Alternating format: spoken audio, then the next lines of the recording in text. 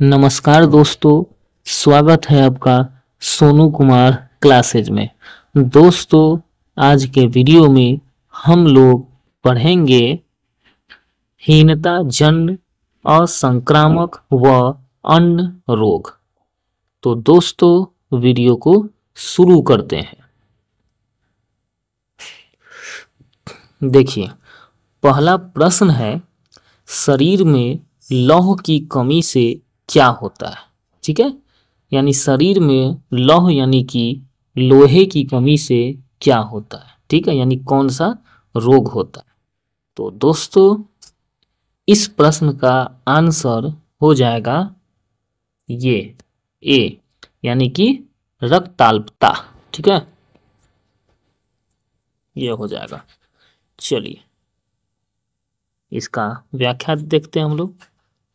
देखिए, शरीर में लौह की कमी से रक्ताल्पता यानी कि एनीमिया हो जाता है। ठीक है, लौह रक्त में हीमोग्लोबिन बढ़ाने में मदद करता है।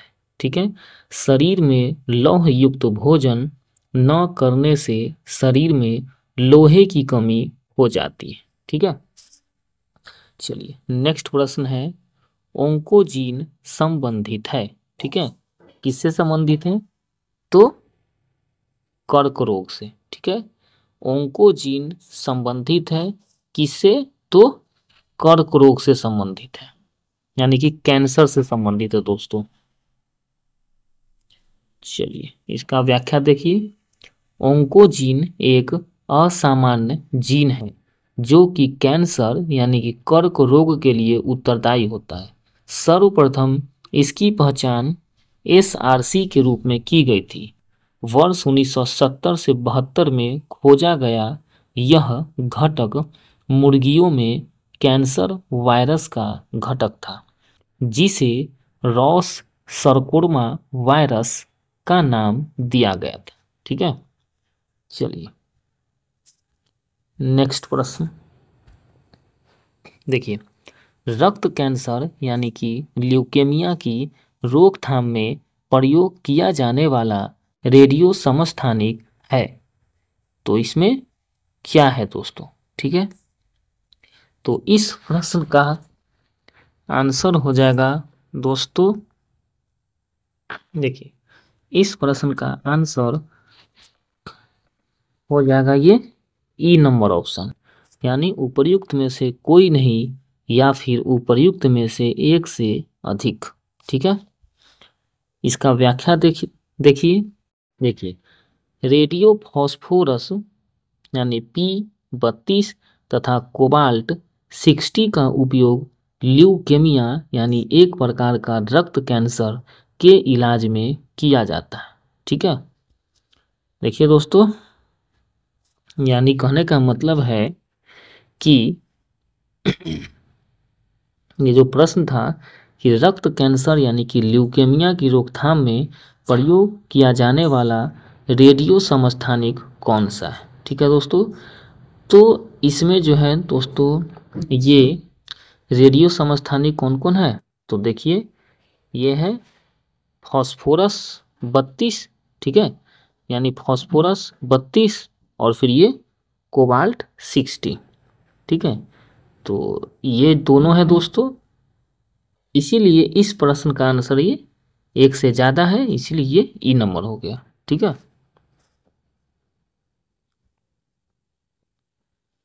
चलिए नेक्स्ट देखिए, तीव्रता एवं प्रयुक्तता के आधार पर निम्नलिखित में से कौन सा कर्क रोग उत्पन्न कर सकता है तथा उसका उपचार भी करता है। ठीक है, प्रश्न है दोस्तों कि तीव्रता एवं प्रयुक्तता के आधार पर निम्नलिखित में से कौन सा कर्क रोग उत्पन्न कर सकता है तथा उसका उपचार भी करता है। तो इसका आंसर है दोस्तों ये आयनित विकिरण। ठीक है, यानी आयनित विकिरण जो है अपने तीव्रता और अपने यूज है ना, अपने यूज के ही आधार पर जो है यह कर्क रोग उत्पन्न भी कर सकता है और कर्क रोग का उपचार भी कर सकता है। ठीक है, इसका व्याख्या देखिए देखिए, आयनीय विकिरण ही वह कारक है जो कर्क रोग उत्पन्न कर सकता है और उपचार में भी प्रयुक्त होता है। विकिरण चिकित्सा में कैंसर की कोशिकाओं और संकुचित गांठ को नष्ट करने के लिए आयनीकरण विकिरण का उपयोग किया जाता है। अनुसंधानों से स्पष्ट हो गया है कि निम्न एवं मध्यम विकिरण एक्सपोजर से कैंसर नहीं होता है, लेकिन लंबे समय तक विकिरण के प्रयोग से कैंसर हो सकता है। चलिए नेक्स्ट देखिए, स्त्रियों की तुलना में पुरुष अधिक वर्णांधता से पीड़ित हो सकते हैं, क्योंकि तो इसका आंसर है दोस्तों, उनमें केवल एक एक्स क्रोमोसोम होता है। ठीक है, स्त्रियों की तुलना में पुरुष अधिक वर्णांधता से पीड़ित हो सकते हैं क्योंकि उनमें केवल एक एक्स क्रोमोसोम होता है। ठीक है, पुरुष में, और एक वाई होता है। व्याख्या देखिए, स्त्रियों की तुलना में पुरुष वर्णांधता से अधिक पीड़ित हो जाते हैं। ठीक है, क्योंकि स्त्रियों में दो जो है एक्स एक्स क्रोमोसोम यानी कि लिंग निर्धारक क्रोमोसोम होते हैं, जिससे एक एक्स जो वर्णांधता के जीन को यदि वहन करता है तो दूसरा सामान्य एक्स क्रोमोसोम उसे संतुलित कर देता है। ठीक है, इस तरह महिला केवल वाहक का कार्य करती है, पीड़ित नहीं होती, जबकि पुरुष रोगग्रस्त हो जाता है। ठीक है, नेक्स्ट प्रश्न देखिए, मलेरिया कौन से मच्छर के काटने से होता है? ठीक है, तो इसका आंसर है दोस्तों ये सी, पैरासाइट वाले मच्छर। इसका व्याख्या देखिए, मलेरिया बुखार मच्छरों से फैलने वाला संक्रामक रोग, ठीक है, जो फीमेल एनोफिलीज मच्छर के काटने से होता है। ठीक है, इस मादा मच्छर में खास प्रकार का जीवाणु पाया जाता है, जिसे डॉक्टरी भाषा में प्लाज्मोडियम नाम से जाना जाता है। ठीक है, नेक्स्ट प्रश्न, ट्रैकोमा रोग का संबंध है किससे है? तो आंखों से। ठीक है, व्याख्या देखिए, ट्रैकोमा रोग का संबंध आंख से है। ट्रैकोमा एक संक्रामक रोग है जो क्लैमाइडिया ट्रैकोमैटिस जीवाणु के कारण होता है। संक्रमण के कारण पलकों की भीतरी सतह खुरदुरी हो जाती है। इस खुरदुरेपन से आंखों में दर्द, कॉर्निया का टूटना और अंततः अंधापन हो सकता है।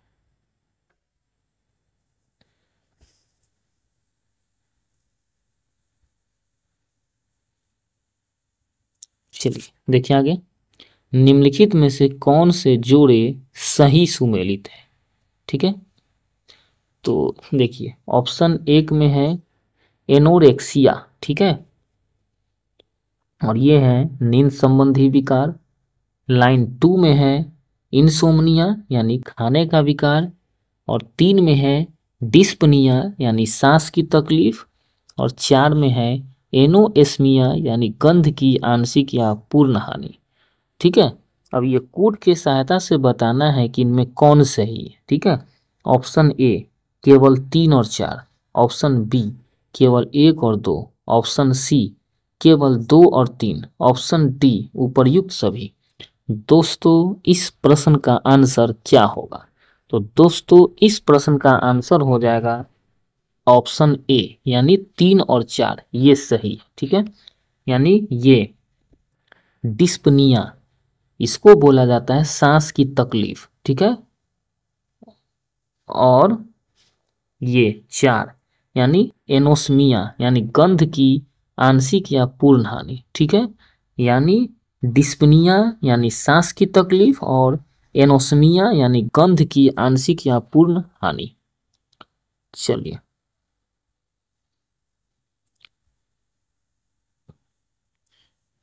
देखिए इसका व्याख्या देखिए, एनोरेक्सिया यानी एनोरेक्सिया नर्वोसा भोजन से संबंधित विकार है।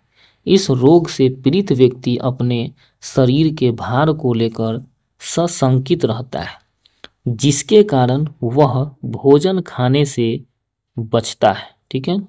इंसोम्निया, इंसोम्निया एक निद्रा विकार है। इस रोग से पीड़ित व्यक्ति को नींद आने में कठिनाई, अत्यधिक नींद लेना, गुणवत्तापूर्ण नींद न आना समस्या से ग्रसित रहता है। डिस्पनिया, डिस्पनिया डिस्पनोई सांस की समस्या से संबंधित विकार है। ठीक है। एनोस्मिया गंध की समस्या से संबंधित विकार है। इस रोग से ग्रसित व्यक्ति को सूंघने में समस्या होती है। चलिए नेक्स्ट प्रश्न, निम्नलिखित कथनों पर विचार करना है। देखिए पहला कथन है, टेनियासिस एक आंतों का संक्रमण है जो टेप वर्म की 3 प्रजातियों टेनिया सोलियम, टेनिया सागिनाटा और टेनिया एशियाटी के कारण होता है। कथन 2, जब मस्तिष्क में सिस्ट विकसित हो जाते हैं तो इस स्थिति को न्यूरोसिस्टिस कोर्सिस यानी एनसीसी कहा जाता है। अब है कि कौन सा कथन सही है, तो इसमें जो है दोस्तों ये ऑप्शन ए वाला सही है, यानी 1 और 2 दोनों सही है। ठीक है, यानी ये और ये दोनों सही है। देखिए कथन 1 में क्या था, टेनियासिस एक आंतों का संक्रमण है जो टेप वर्म की 3 प्रजातियों टेनिया सोलियम, टेनिया सगिनाटा और टेनिया एशियाटी के कारण होता है। ठीक है। अब ऑप्शन 2 में देखिए क्या है, जब मस्तिष्क में सिस्ट विकसित हो जाते हैं तो इस स्थिति को न्यूरोसिस्टिस कोर्सिस यानी एनसीसी कहा जाता है। ठीक है। चलिए दोनों सही है वो। इसका व्याख्या देखिए, टेनियासिस एक परजीवी संक्रमण है जो टेपवर्म यानी फीता कृमि, टेनिया सागिनाटा यानी गाय के मांस में पाया जाने वाला परजीवी, टेनिया सोलियम यानी सुअर के मांस में पाया जाने वाला परजीवी तथा टेनिया एशियाटिक यानी एशियाई टेप वर्म के कारण होता है। ठीक है।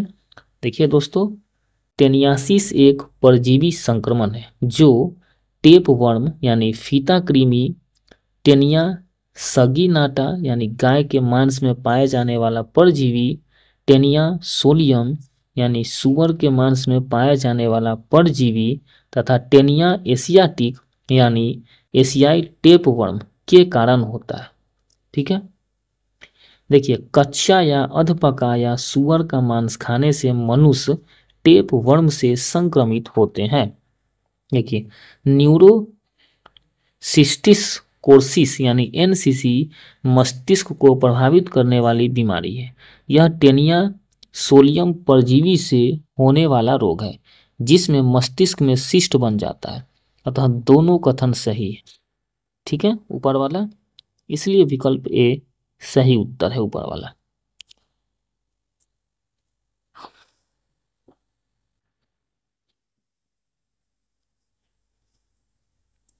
तो दोस्तों इस तरह से आज के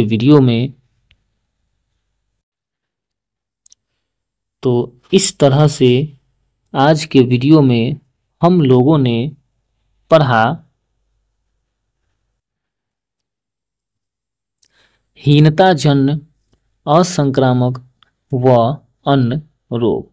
तो दोस्तों मिलते हैं फिर अगले वीडियो में, तब तक के लिए जय हिंद जय भारत।